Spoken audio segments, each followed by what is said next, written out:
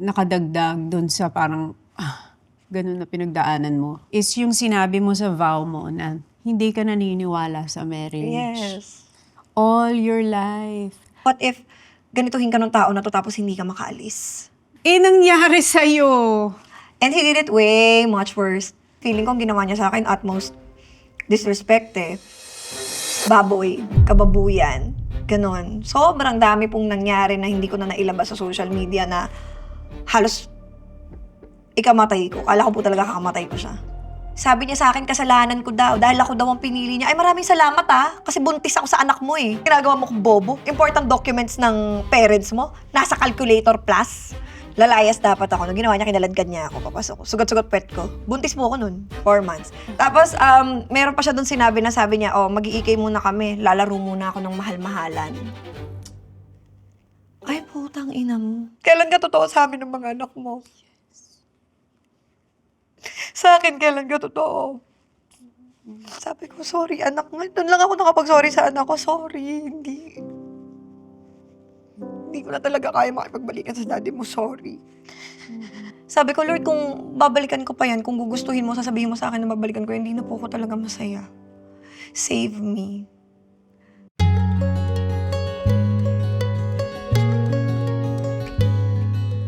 Thanks! Grabe naman! Sobrang ganda. Hello. Ibang glow up mo ngayon. Ay, thank you po. Iba talaga ang glow up ng babae kapag minamahal na niya yung sarili niya. Correct. No? So, kamusta ka ngayon? Very happy and healing po. Inabasa ako sobrang ganda. Ang healing daw, it is not forgetting what happened to you in the past. It is remembering it differently.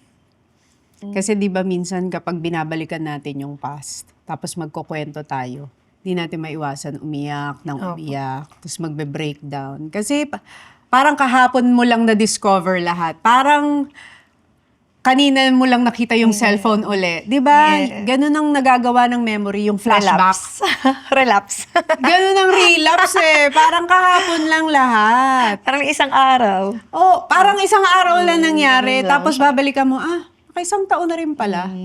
Ang una ko itatanong pala sa'yo nung last year, bakit ka nagla-live? Siguro po it was my way ever since. Hindi ko po alam if aalala nyo, way back po nung na-interview nyo ako noong 2022. Sinabi ko po na talagang meron akong personal connection sa mga followers ko. And para mas marami akong maramdaman na pagmamahal. Kasi alam ko, mahal ako ng followers ko eh. Sa kanila ko iiyak lahat, regardless kung mabash na ako o hindi. Kasi at that point, hindi na yun yung nasa isip ko. Wala na akong pakialam talaga. Basta gusto ko na lang magsumbong. So at that point, yung pagmamahal na akala kong meron sa akin si Patrick, parang dun ko siya hinanap sa followers ko. Nakatulong yun yung nagla-live ka? Nilalabas mo lahat? Yes. Sobra po. Parang kahit through the screen, nararamdaman mo na itong mga tao na to, hindi naman nila ako nakilala in person. Pero yung connection ko sa kanila, yung pakiramdam na alam mong kakampi mo sila. Pero feeling ko, ang mas malakas ang naging connection sa'yo, yung mga babaeng pareho din yung pinagdaanan. Yes po. Yun po. Kasi dun mo marirealize, grabe, ang dami pala naming ganito. And even mga lalaki po na mga nagko-comment sa akin, parang as a man, I'm very sorry, hindi mo deserve yan. Mga ganon. May mga nakita po akong comments sa ganon. So parang at some point, doon ko na-realize na hindi para magalit ka sa lahat ng lalaki, parang ganon. Porque ginanito ko ng tao na to, hindi eh. Kasi meron dyan na, kumbaga hindi sila magkakapareho. Talagang siya, ganon lang siya. Ganon po.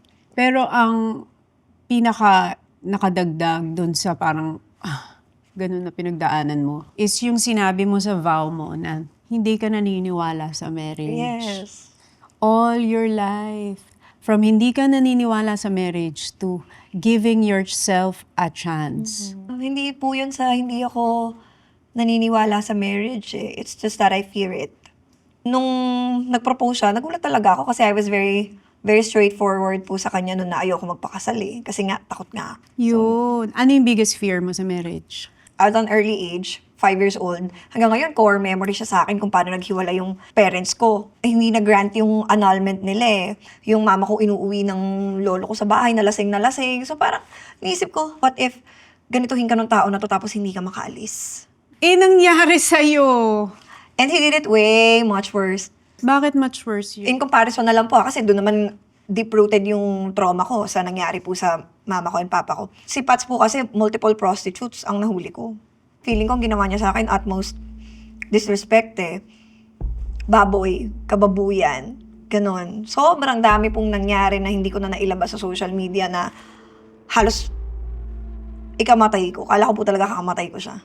Ba't ka nag-yes nung nag-propose siya? So, nasa isip ko nun, may kasama ko na i-embrace ng takot ko. May tao na willing mag-conquer ng takot ko with me.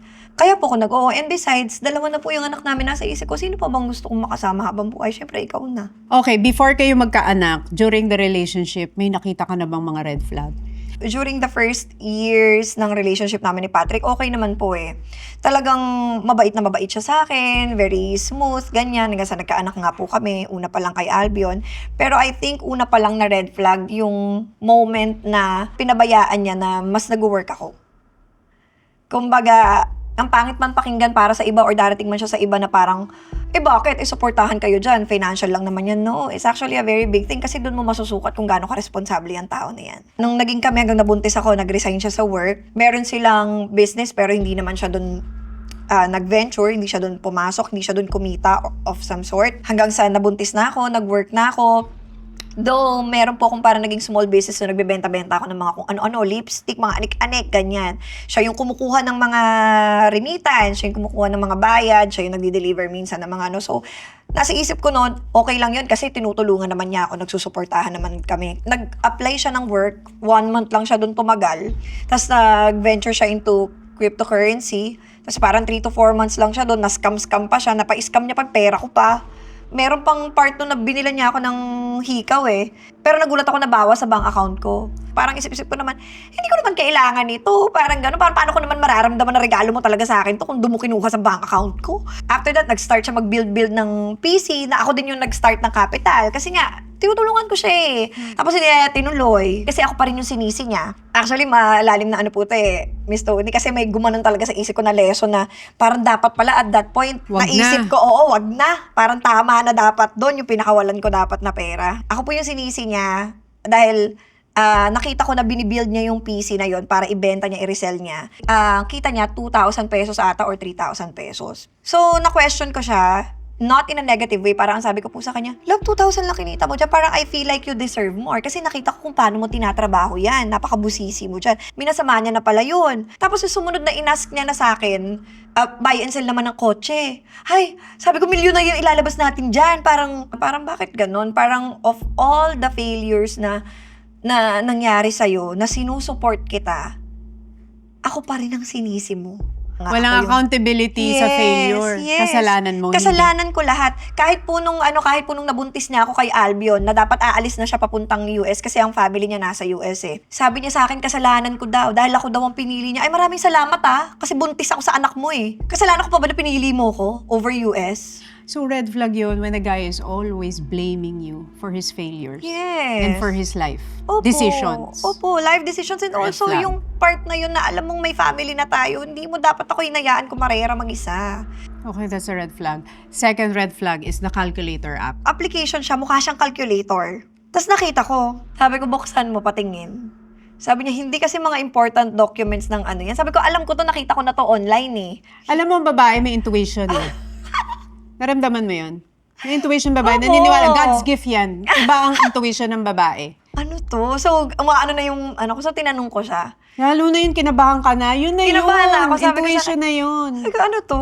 Sabi ko, hindi to calculator. Sabi ko, may plus Sabi ko, secret app to na pwede kang mag-store ng mga photos, videos, para siyang drive. So, alam mo na siya nung time na yun. Yes, alam ko na kung ano siya. Kaya nung nahuli ko, sabi ko gano'n, buksan mo akin yung password. Sabi ko gano'n, ayaw niya talagang ibigay. Sabi niya, hindi kasi mga important documents ng yan. Sabi ko, ginagawa mo kung bobo. Important documents ng parents mo, nasa calculator plus. Pakailamera daw ako. Lalayas dapat ako. Nung ginawa niya, kinaladkad niya ako. Papasok ko. Sugat-sugat pet ko. Buntis mo ako nun. 4 months. Hindi niya na inisip yung safety ko. Basta makaladkad niya ako papasok ng bahay. Dapat dun pa lang. Okay, so red flag after red flag after red flag. Bakit di ka umalis? Aaminin ko po na sobrang bobo ko sa part na yun. Ang iniisip ko, ang attitude mo, kukorek mo yan kung meron man po akong biggest lesson na parang natutunan after ng lahat ng kabulagan ko sa mga red flags na yon, never ever marry the potential. Huwag mo silang pakasalan sa mga what ifs nila or what they could have been. So ano ang papakasalan mo? Kung ano yung sila, pinapakita nila sa'yo. That's who they are. Hindi yan magbabago, hindi yan, kung sino yung sila nung before na, ay, di mabait naman siya sa akin before. Of course, kailangan kanyang kunin. Talagang ang babae lang ang may capacity palampasin ang mga red flags dahil lang iniisip pagmamahal. Yes. Mahal ko kaya kong tiisin. Tapos, may kids Opo. sa marriage. Yun Di ba ang- inaabot ang isang taon? Hindi nga. Opo, Wala bang 1 year? January 24, 2024 po kami kinasal Tapos nahuli ko siya January 5. Pero ang instinct ko po nag-start mga October 2024 pa lang. Okay, May- pag-usapan na natin kasi ito na naman mga information sa mga babae. Nagsimula na ang instinct niya sa relationship October. Yes. Ano ang instinct na una mong naramdaman?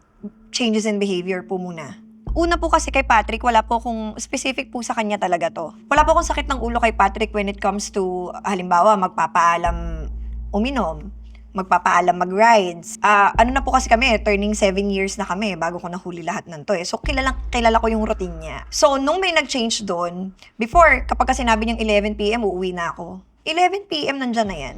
Pero, mga around October, rides na siya ng rides, ganyan. Tapos, alis ng hapon, na hindi naman siya nagkaroon. Ano ba, bili ng buko sa labas Bili ka ng buko, abuti ka 2 oras. Buko. Ng hapon, opo, bilang buko dyan. O, tapos kapag Ang paalam buko. tapos matatagalan ng konti, sabihin lang niya din, alabas kami ni pare, o kaya natatambay dyan sa may talampas, mga ganyan-ganyan sa mga, okay, ako naman po, ever since, hindi po ako mahigpit talaga sa kanya. Okay, sige, gusto mo gawin to? Go. Gusto mo gawin to? Sige. Never ko po siyang binawalan talaga. So yun, sa ganun ko po siya nahuli. So, Actually, change in behavior. yes. Meron po to, nasa ospital kami. This was December 2024. Na ospital po ako, inubo ko 3 sakit sa tiyan. Iniiwanan niya ako sa ospital. Ano ba yun? Nagbabantay ka ng asawa, iniiwanan mo yung asawa mo sa ospital. Tinatanong mo ba kung ba't siya aalis? Hindi daw po siya komportable. Kailangan lang daw niya ng breathe. Kailangan Hindi daw siya- niya huminga saglit kasi nasa-suffocate. Kasi po ano siya Sa hospital. diagnose po kasi siya ng, in fairness naman po, diagnose siya ng anxiety disorder. Oh, so pinapayagan mo naman. Opo, so pinapayagan ko naman siya kasi nga baka talagang until may isang time na talagang bumulusok ako ng ganas sa ulo po ospital. Paano ba naman kasi may tumawag sa kanyang barkada, tapos naririnig ko na sinadya niya yung loudspeaker niya. Tayo na pare, ganyan-ganyan, nag-aaway yung mga barkada niya, ganyan-ganyan. Nagpaalam sa akin. The audacity, bobo talaga. Hinay ko. Pero Okay. sabi po niya, Love, natataranta pa yung itsura. Love, nagkakagulo sila Andre dyan sa may Pearl. Pearl Diamond, beer house po yon. Pupunta lang ako doon kasi ako lang nakakapag-ayos. Anong gagawin ko dito sa ospital? Araw-araw mo na akong iniiwanan. Araw-araw yun. Araw-araw po niya akong iniiwanan. Hindi mo na nga naasikaso yung mga documents ko. Best friend ko pa nag-asikaso. Red flag. Red flag! Pero alam mo, binabasa akong ganun. Kasi nga, di ba, dahil nga nag-live ka sa TikTok, pag nakita pala yung feed mo, ang mga feed na nun about cheating, blah, blah, blah, blah, blah, blah, blah. Puro ganun na yung feed, di ba? O, dahil lahat na ng feed ng mga babae, telltale signs of cheating. Alam mo, may nagsabi doon na pag ang babae nagkakasakit, that's also a warning sign of your body. Nagkasakit ka kasi may mga nangyayari na doon behind your back. Pero yung talagang ginising ka na, nahuli mo na sa video call. Huling-huli na talaga. Oo, yun parang wala ka nang kawala, nahuli ka na Paano mo nahuli? Kung paano ko po siya nahuli noon, yun nga po, hindi na siya umuwi on time. So, pinauwi ko na siya. Kasi kalalabas ko lang po ng ospital noon December po ako na ospital So, hindi pa din ako totally magaling talaga. Under medication pa rin ako. Nangyari po to January 5, 2025. Tapos, alas 3 na, mag-alas 4 na ata ng madaling araw, hindi pa din umuwi. So, kinonta ko na siya. Sabi ko, kanina ka pa extend ng extend. So, umuwi siya. So, sabi ko, nasa na ba yun? So, lumabas ako. Paglabas ko, Teresa po kasi yan paglabas ng kwarto, narinig ko na may ka-video call na siya na babae. Pero again, di nga ako selosa. Iniisip ko, baka barkada, kausap na babae. Baka literal, kausap lang. Dire-diretso lang. Hindi pa ako nag-isip ng masama. Dire-diretso lang po ko. Hindi ko po pala ito nakakwento sa social media. Ngayon ko lang siya i-open kung paano yung exact na nangyari. Paglabas ko doon, hindi naman sana ako magiging suspicious sa kanya or magwawala. Kaso pinatay niya yung phone niya bigla nung nakita niya ako. Parang nataranta na ewan. Haganan siya eh. So, pagkakita niya sa akin gano'n, nung palapit na ako, pinatay niya tapos ginano niya yung phone niya. Sabi ko sa kanya, oh, sino kausap mo? Kung gano'n sa kanya. Sabi niya, si Binay. Tropa niyang lalaki yun. Narinig ko na babae na nga yung kausap mo eh. Sabi ko, babae kausap mo. Hindi si Binay kausap mo. Sino yun? Hindi naman ako bobo at that point, Miss Ang babae, Tony. hindi naman bobo ang babae. Sa totoo lang, hindi bobo ang babae. Ang talino nga ng babae eh. Grabe nga yung intuition natin eh. Nagbobobobobohan lang minsan. Correct! Sabi ko, Nagbobobobobohan lang ang babae, pero alam mo na eh. Hindi ka pwedeng alam lokohin ko na, ang eh. kailangan ko na lang po talaga is concrete evidence. So, hiningi ko sa kanya, akin na yung phone mo patingin. Ayaw niya talaga. Alam ko na. Napagano na po ako. Sabi ko, oh my God, Patrick. Sabi ko gano'n sa kanya, ayaw niya talaga. Hanggang tumayo na siya, tas lumalayo na siya sa akin. Doon kami naghabulan sa terrace. Yung po yung isang video na in-upload ko doon sa dump account ko sa TikTok na akin na, bakit ayaw mo ipakita? Akin na, yun na yun. Yun na po yung nagwawala na ako noon. Tas habang naghahabulan kami sa terrace, apura siyang delete. Yun na yun. Tapos nung may isa pa ako nahagip nun eh, na habang may dinidelete siya, may nahagip pa akong selfie ng babae. So, hinasabi ko, oh my God, parang na ako nabablank, parang himatayin na ako noon. Hindi kasi parang, ito na. Nasa mukha mo na Sa lahat. mukha ko na. Tapos kitang-kita mo pa kung paano siya nagsisinungaling sa'yo. Ginagawa ka niyang tanga, bobo, minamanipulate. Nakikipaghabulan siya sa akin sa terrace. Oh my God, asawa mo ko. Anong ginagawa mo? Anong ginagawa mo? Hindi ka sa akin naawa. May sakit ako, ang payat-payat ko, nakikipaghabulan ako sa'yo sa terrace. Ang kailangan ko lang makita, collags mo lang. Kung wala kang ginagawang masama, akin na, patingin ako ng collags mo. Yun na yun. Binigay niya sa akin, malinis na yung phone niya. Napakabilis. At that point, yung paningin ko po kay Pats, hindi na siya yun. Parang ibang tao na siya sa akin. Oh my God, yun po yung parang nanginginig na ako na hindi ko na makontrol. Oh my God, sino ka? Ano yung feeling na gano'n, na ma-discover mo na this is not the man I married. I married someone else. Kasi technically, he's living a double life.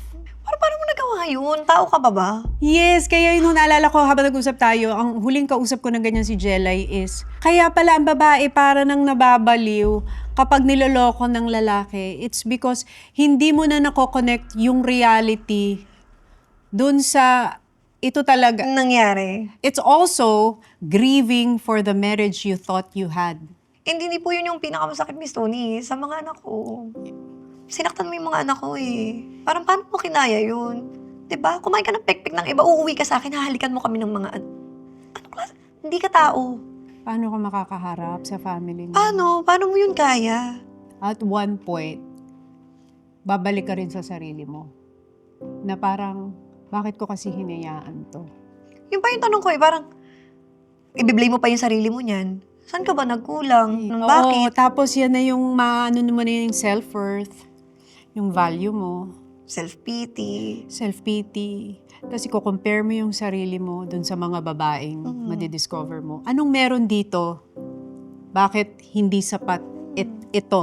So dumaan ka dun. Opo, lahat po yun. Pinagdaan. And isipin nyo na lang po kung paano ko parang sinaksak-saksak ng insecurity ko. Kasi yung mga lumabas na mga...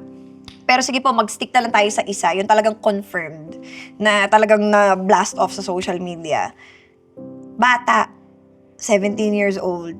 Anong problema mo? Bakit mo ako pinakasalan? Hindi pala ako yung type mo. Kailan yung turning point na nag-decide ka, tapos na? Nung may Nagising ka evidence na na. po ako. Gising ka na. Nung may evidence na po ako. Yun lang po kasi talaga. Kasi ewan ko po, sa akin lang to, hindi ko po alam kung may mga ibang babae din ba na ganito or ibang tao na ganito, na unless makita mo talaga yung exact evidence, dun mo lang mapapatunayan na totoong-totoo na talaga to. Yun na lang po yung inaantay ko. So dumating. Yun na po yun yung May. Tas kinabukasan nun, ang nasa isip ko na agad, i-announce ko na to sa social media para protection ko na din siya sa sarili ko dahil mapapahiya ako pag binalikan pa kita. Nagkausap na ba kayo after a year? No po. Ano yung huling pag-uusap nyo? Huli po namin pag-uusap. Civil ba? Sigawan o away? Sigawan po yun. Pero ako lang po yung nagsisisigaw. Siya ano na siya eh. Kasi alam niya na po eh, caught na eh. Though, sinusubukan pa rin niya akong parang bawasan yung kasalanan niya. Hindi niya inaamin lahat. So when you walk away from that relationship and when you walked away from that marriage, syempre broken ka. Tapos ang bubuo sa sarili mo, ikaw din. Diba? Kailan mo sinimulan yon para sa'yo? Ewan ko po kung napanood niyo parang pinaka-confrontation namin ni Pats. Pero, meron po ako doon isang mabigat na, para sa akin sobrang bigat niya and sobrang nagmamatter siya dahil sabi ko sa kanya, hindi ka aamin sa akin kung hindi pa kita nahuli. Napakabuti ka ako ng Panginoon sa akin. Sabi ko, napakabuti. So, doon po ako nag-start. Parang yung glow up, yung pag-heal, doon ko po siya lahat tinoon. Sumbong, lahat. Pati yung mga pagpapatawad, yung kay Beyan, kung paano ko siya kinausap, lahat po yun. Sinumbong ko lahat. Yung huling kausap ko pa kay Lord, sabi ko sa kanya, Lord, kung gusto mong patawarin ko si Pats, patatawarin ko siya pero ayoko na po talaga. Sorry po kung pakiramdam nyo, binibreak ko yung vow ko sa marriage. Kasi kayo po yung Naiyak tuloy ako. Siya yung nag-ordain ng marriage eh. Parang kasi Creation niya yun. ikaw yung nag-ordain ng marriage, pero paano ko naman po yan? Sabi ko, Lord, kung babalikan ko pa yan, kung gugustuhin mo, sasabihin mo sa akin na babalikan ko, hindi na po ako talaga masaya. Save me. Yun na, hindi. When you ask God to save you, how did He save you? Bigla ako na-occupied. Ang dami dumating na project sa akin. Yung mga kaibigan ko, naramdaman ko lalo yung presence nila. May mga bagong taong dumating sa buhay ko na nagpaparamdam sa akin na hindi ka mag-isa. Yung pagmamahal na sinayang ng tao na to, buhos mo sa sarili mo, buhos mo sa mga tao na to, bibigyan kita ng mga tao na magpaparamdam sa'yo na hindi mo kasalanan kung bakit ka ginanito ng tao na yan. Kasi yung mga babae po na nasasaktan, normally, sisisihin mo yung sarili mo eh. Kung ano yung kulang? Anong kulang sa'yo? Anong Hindi mo mali nagawa. sa'yo? Bakit? Dumaan ka dun. Parang, anong mali sa'yo? Yung line po ni Miss Liza Soberano, yung pangit ba ako? Kapalit-palit ba ako? Para mga ganun. Matatanong mo yun lahat sa sarili mo. Pero yun po, pinarealize sa akin ni Lord na hindi mo kasalanan na ginanito ka ng tao na yan. And it's not the end of it. Kung pakiramdam mo, walang magmamahal sa'yo dahil nag-end yung relationship kung saan pinangako mo na dito mo ibubuhos yung pagmamahal na meron ka. Hindi. May mapagbubuhusan ka pa niyan at mabubuhos yan pabalik sa'yo. And naramdaman ko po yan sa mga tao na nilagay ni Lord pinalibot ni Lord sa buhay ko after po nung nangyari na yon. Pag tinitignan mo yung mga anak mo, Sobrang sakit. Kasi nung nakaraan lang po nag-usap kami nung anak ko yung panganay. First time po na iniyakan ako nung anak ko sa nangyari sa amin ng daddy nila. Kasi yung anak ko po isa magsi-7 na. Nabuhay na naman yung galit ko kay Pats. Tingnan mo ginawa mo sa anak ko. ba't umiyak ang anak mo dahil sa nangyari sa inyo? Nag-usap po kasi kami. Kasi ang tagal po na hindi kami nag-usap. Hindi ko po kinakausap pa yung mga anak ko thoroughly. Pero early pa lang, alam na po nila na hiwalay na kami ng daddy nila. Sinabi ko na po agad. Naghiwalay kami ng daddy niyo, your daddy cheated on me. Sinabi mo kagad sa kanila? As early po. As early as... Naiintindihan ba nila yun? Hindi pa po. Alam lang po nila nag-cheat. Alam nila cheating is bad. Kasi, nag-aasikaso na po ako ng mga documents para mag-file ng annulment and vowsy. Pero, nag-iisip po kasi ko, sabi ko po sa anak ko, anak, kasi hindi ko pa po alam kung ano yung parang mga grounds, baka interviewin yung anak ko, ganyan. So, sabi ko, alam mo kung bakit hindi na magkasama ang mommy at daddy, di ba? Yes. Ngayon, sabi ko, kapag nagkaroon ng chance na pipili ka kung kanino ka sasama. Sabi ko gano'n, mommy or daddy. Sabi ko, please be very honest with me, kanino ka sasama? Sabi niya, I don't wanna answer that. Sabi ko, bakit? Sabi niya, cause I love you both equally. Sabi niya gano'n. Sabi ko, kinuha ko siya, ginanong ko siya, tapos niyakap ko siya. Sabi ko, I'm sorry. Sabi ko, sorry anak. Doon lang ako nakapag-sorry sa anak ko. Sorry, hindi ko na talaga kaya makipagbalikan sa daddy mo. Sorry. Sorry kung nasaktan kita. Nasaktan ka ng daddy mo. Sorry. Sabi ko, hindi ito yung family na pinangarap ko para sa'yo. Kasi may follow-up siya, sabi niya sa akin, But mommy, I just want a complete family. Sabi niya gano'n. Kaya daw hindi siya makapili. Kasi alam niya pag pumili siya, ibig sabihin, buklod na eh. So sabi niya di daw siya makapili kasi gusto daw niya ng kumpletong pamilya. Hindi ko alam kung paano ko ipapaliwanag sa kanya na the moment na nag-cheat sa akin yung daddy niya, hindi na kami kompleto, hindi na kami buo. Paano maiintindihan ng 7-year-old? Hindi ko alam kung paano ko sa kanya explain. Sobrang hirap. Miss Tony, ang hirap. Hanggang ngayon ang hirap. Kaya yung healing lifelong talaga. Journey talaga siya. May araw okay ka, may araw babagsak ka uli. Lalo na po sa mga anak ko. Yun lang po talaga mga anak ko. Kaya ang galit ko po kay Patrick, hindi siya yung, hindi ko po masasabi na healed na ako ngayon eh. Kasi masakit na masakit na masakit pa rin. Lalo pag nakikita ko yung mga anak ko. Mag-grocery kami. Sasabihin ng mga anak ko, Mommy, can we buy this? Sabi niya, because Daddy loves this snack. So meron siyang mga para sa kanya, belong pa din ng Daddy sa family. Parang ganun, hindi niya. So, nasa isip ko, kaya po ako naggagalaiti kay Patrick kapag kami mga ganun. Kasi tingnan mo yung sinayang mong pagmamahal ng mga anak ko sa'yo nung ginawa mo. Pamilyang sinayang mo. Bakit? Sabi niya pa doon sa babae kay Bean, sabi niya, ganun, ayaw mo na ba talaga? Magpo-focus na lang ba ako sa family ko? Ginawa mo ba kaming option? Ang ina ka? Meron pa nga, sabi niya, uwi muna ako sa yung mga nakita ko po na screenshot. May mga sinasabi pa siya doon dadali namin yung anak ko sa EK, nagaya mag-EK yung isa ako, yung... Nabasa mo pa yung mga text? Masokista ka na talaga. Opo. Binasa mo yung mga text. Opo, binasa ko po talaga siya. Sabi, Paano mo nabasa? Nakuha mo yung phone? si Bean, kinuha ko lahat sa kanya, sabihin mo sa akin lahat, sabi ko. In fairness naman po kay Bean, kaya po din kami naging okay kasi talagang sabi niya, Cooperate. gagawin ko ang lahat para mapatawad mo ko. Kahit kasuhan mo ko, gusto mo ko ipakulong, okay lang. So, nakita mo yung mga text? Nakita ko yung mga text lahat, pati mga bold, nakita ko lahat. Tapos, meron pa siya doon sinabi na sabi niya, mag-iikay muna kami, lalaro muna ako ng mahal-mahalan. Ay, putang ina mo. Makikipag-banding ka sa amin ng mga anak mo, tapos tatawagin mong mahal-mahalan. Paano ko patatawarin yun, Miss Tony? Kailan yun hindi magiging masakit sa akin? Oo, kasi pag nabasa mo yun, so nagpe-pretend ka lang this whole Oo, time. di mo kami mahal ng mga anak mo. So yung family moments, family time natin, pretend. Kailan ka totoo sa amin ng mga anak mo? Sa akin, kailan ka totoo? Pag may nangyayari sa atin, pag intimate tayo, yung mga kwentuhan natin, kailan dun yung totoo? Kailan dun yung mahal mo ko talaga?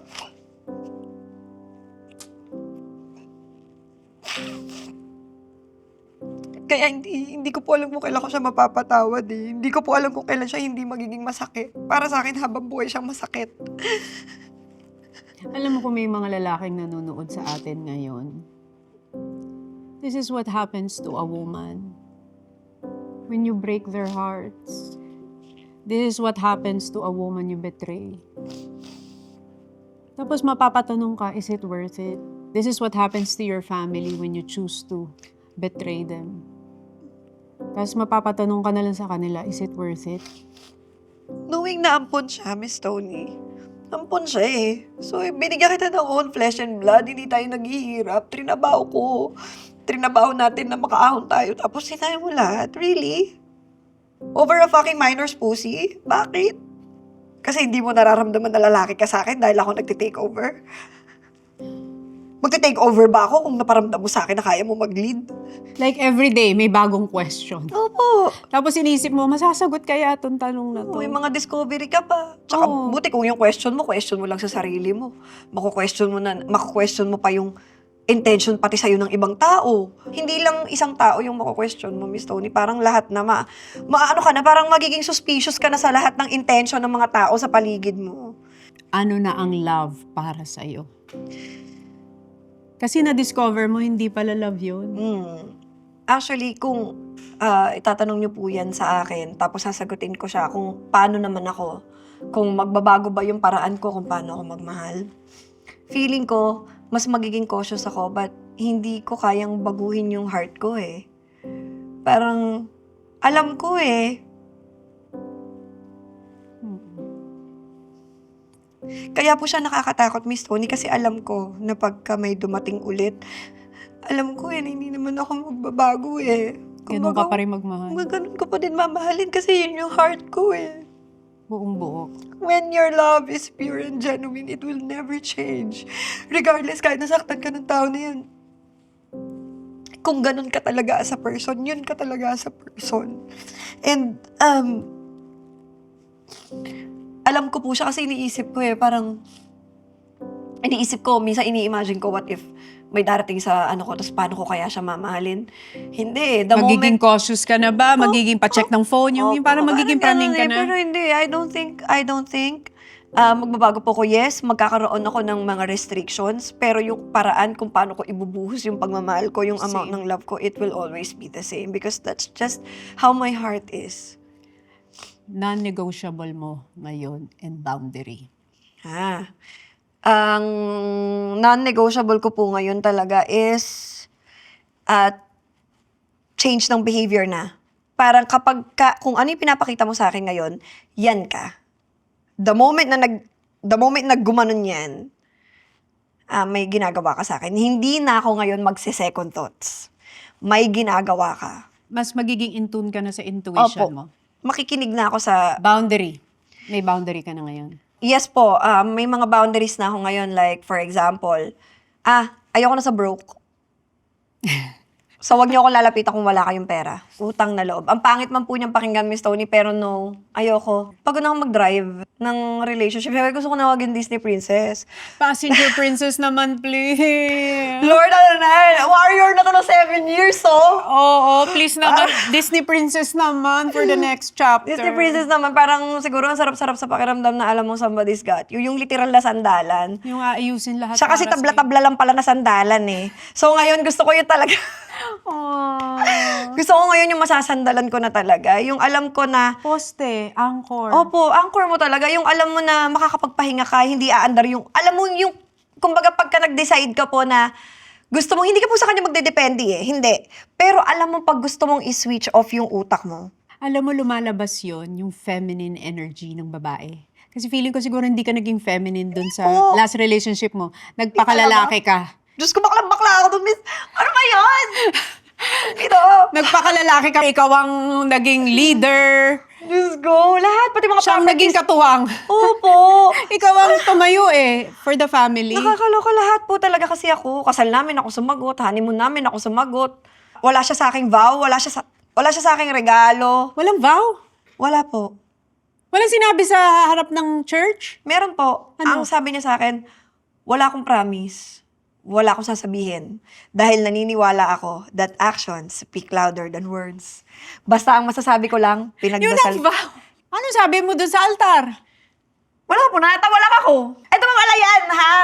Boundary yan. Kapag ka nag-propose sa inyo, kaya siya tinatawag na propose dahil dapat proposal yan. Merong iaalok na buhay sa inyo yung lalaki. Dito mo talaga makikita yung pag binabalikan mo, no? Yung mga... mga katangahan. Sobrang bobo ko talaga, Miss Tony. Hindi, Alam niyo po ba, best friend hindi ko ka ako naniniwala hindi ka bobo. Hindi ka bobo, matalino ka nga, nahuli mo nga lahat eh. Nagpakabulag ka lang. Naglaro ka lang ng tanga-tangahan. Bobo pa rin, Miss Tony. Bobo talaga. Pinalampas mo kasi. Saan Pero, ka ba naman? alam mo naman eh. Diyos ko. Yun nga yung sinasabi na nag-usap kami dati ni Papa Jack. Sabi niya, minsan alam naman ng babae, kaya lang they just choose to bear the pain. Ay, naku ngayon, no. No money, no honey, ha? Lubay-lubayan niyo ko. Ba't yung dati wala? Opo, dati wala eh. Di ba mga bank account ko nga ginamit, pambili ng regalo. regalo, okay. Wala rin po siyang gift sa akin ng wedding. Hindi daw niya alam na kailangan pala nun. Tingnan mo? Pero in love ka ba ngayon? Ngayon po? Oo. Kasi nga, alam mo, bigla kang tumawa. Nung galit, talagang dire-diretso yung galit. Pero nung in love ka ba ngayon, tumawa yung mata mo. Nagka-spark. Masaya po ang heart ko ngayon. Yun lang po. Masaya po ang heart ko ngayon. Yun po. Maraming babae marahil nanonood, dumadaan sa pinagdadaanan mo. Ano yung gusto mong lesson na sabihin sa kanila? It's not the end of it. Marami kasi kala mo patay ka na pagkatapos. Wala na magmamahal sa'yo pagkatapos. Hindi yun totoo. Never ever blame yourself kung bakit nangyari sa'yo yan. Hindi mo yan kasalanan. Ginawa nila sa'yo yan. Hindi ako naniniwala din doon sa yung you deserve what you tolerate. yes, you might have tolerated it, but still, you didn't deserve it. So, it's not the end of it. And hindi deserve ng mga anak nyo na ma-witness na ganyan kayo. So, please, stand up for yourself, pray, and ilagay nyo sa isip at sa puso nyo na hindi yon ang katapusan.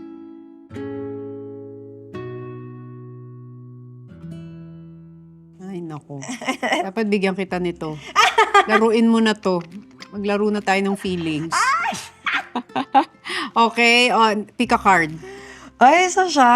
Oh, Oh di my ba? God. Para to end Teka our po. conversation. Ayan, ito po. Heart. Oh, bagay sa'yo. Ay. Ito naman. Something uplifting. Maganda yung napili mo. A question for the heart. Anong pinakagusto mong compliment na natatanggap? Pinakagusto kong compliment na how I am as a person. Yung maganda po, any compliment na nagde-describe ng pagkatao ko.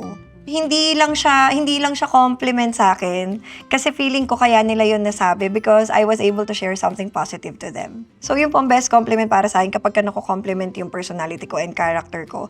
And nobody can take that away from you. Even the heartaches and the betrayal.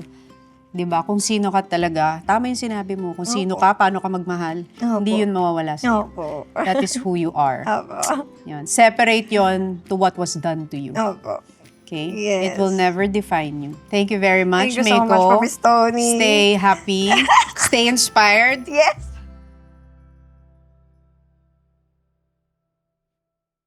Thank you for watching. Thank you for liking this video, and thank you for subscribing. And most importantly, thank you for forwarding this video to someone who needs it.